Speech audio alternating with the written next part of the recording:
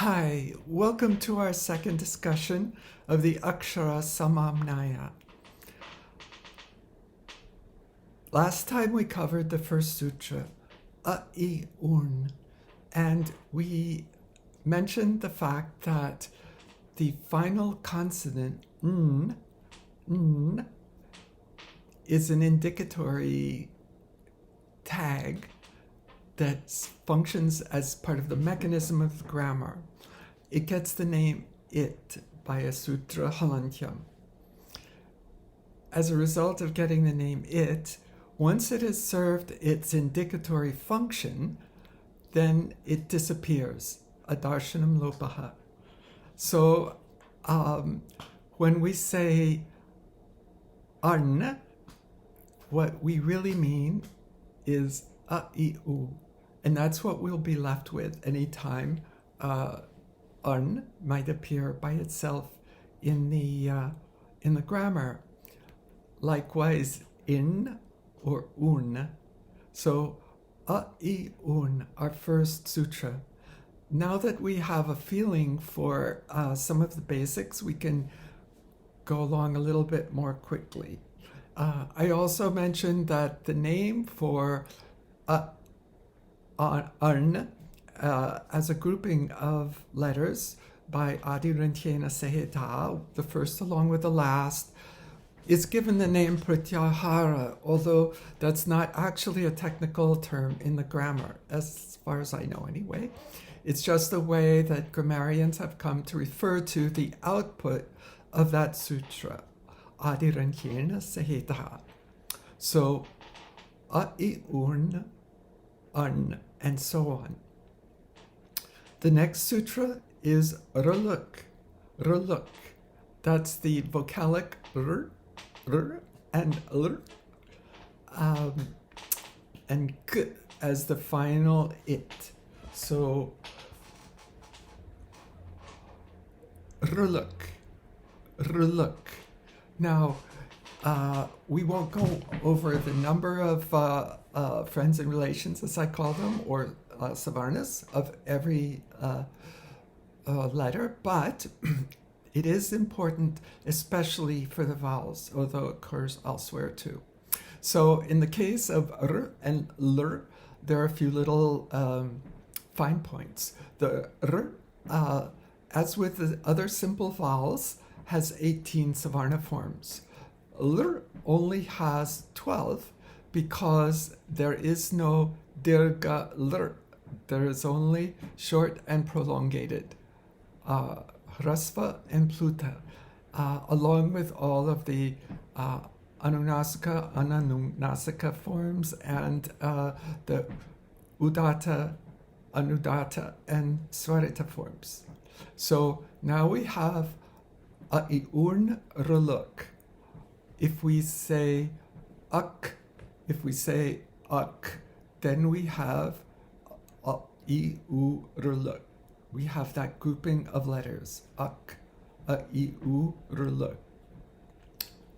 Next, we have a-ong, a-ong, a-ong, a-ong, a-ong.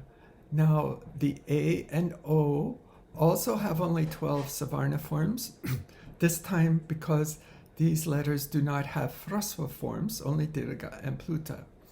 A-ong, and the next sutra is I-ouch.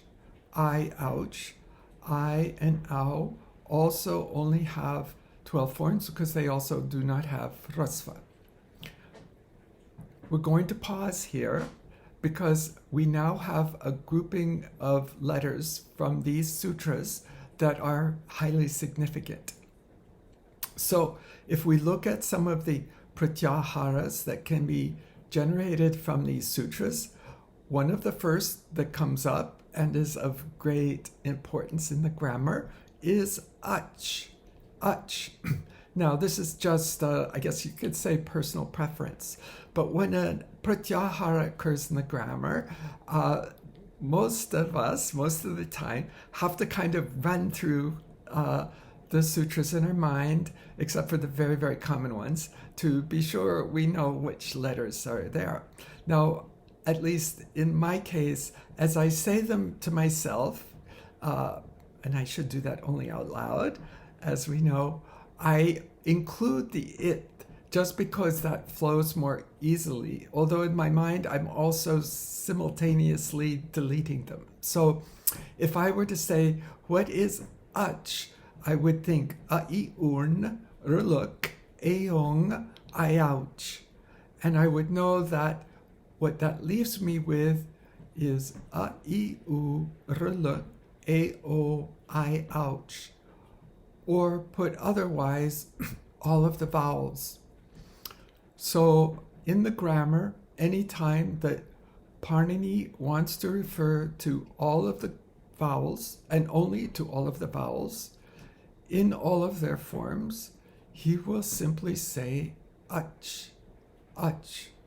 So it gives you the first taste of the enormous sophistication of this grammar and how it condenses so much information into so few syllables.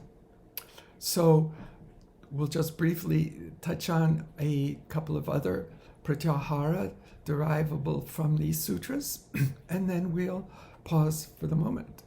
So the big one is ach, a-i-un, ruluk, eong, I-ouch, ach. Another one that's important, they're all important, is ik, i-u, ruluk, i-u, ruluk. Similarly, eng, eong, and aich, eong, aich. So ik, i-u, ruluk becomes very important in sandhis, and I-ouch and eong will be applied in the very first two sutras of Ashtadhyayi that we will discuss very shortly. So we have, I'll just recap what we have so far. We have the following sutras: a-i-un, ruluk, eong, I-ouch. We know that the final consonants of each sutra are indicatory. They get the name it, and because they have the name it, they disappear once they've done their job. And so what we're left with is a-i-u, ruluk, e-o, I-ow.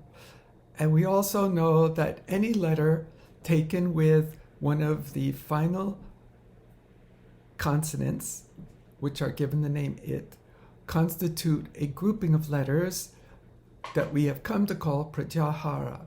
So we have ach, a-i-u, ruluk, eong, I-ouch. We have ik, i-u, ruluk. We have eng, eong, and we have aich, I-ow. So I think that will do us for today's conversation, and I look forward to talking with you again about the next sutras of the Aksharasamamnaya.